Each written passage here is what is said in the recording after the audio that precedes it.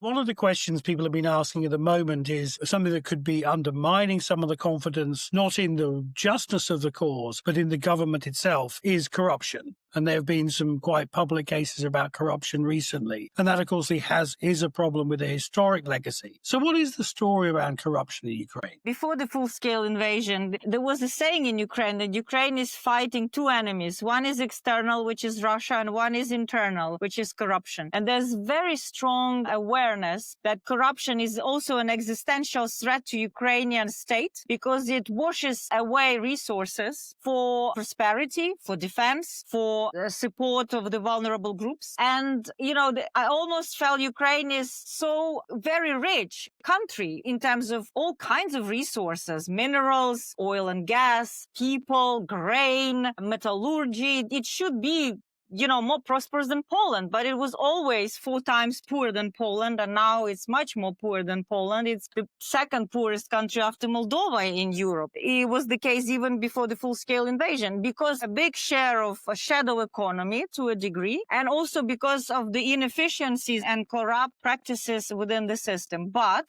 after the Revolution of Dignity, there was a big progress. And I think the fact that today we can read in frontline, in front pages of both Ukrainian and international news about the corruption scandal in the energy agency, Atomic Energy Agency, the administrator of nuclear power stations, the big state-owned company. It's actually a sign that what Ukraine has set up in the last 10 years, this independent anti-corruption prosecution, it pays off because it exposes corruption. It is independent. It can run and implement very complex, because let's remember, all this financial crime and anti-corruption, it's global. It's very difficult to find evidence for that. And the schemes are very elaborate to hide traces of this money laundering. So the National Anti-Corruption Bureau is trying to basically return money to Ukrainian budget that was stolen, and it is quite successfully doing it. It has done throughout the last 4 years, returned over 300 million British pounds. So roughly that amount. But it's an uphill struggle because of the entrenched system of, we call it chronic capitalism, where there's a fusion between politics, justice and economy. And with a big share of state-owned enterprises, they serve like a cash cows for this kind of shadow politics. And this is very hard to dismantle. But because Ukrainian society puts huge pressure, I think Zelensky has to take it very, very seriously. Otherwise, this will completely undermine all of his political dividend created by a successful resistance to Russian aggression.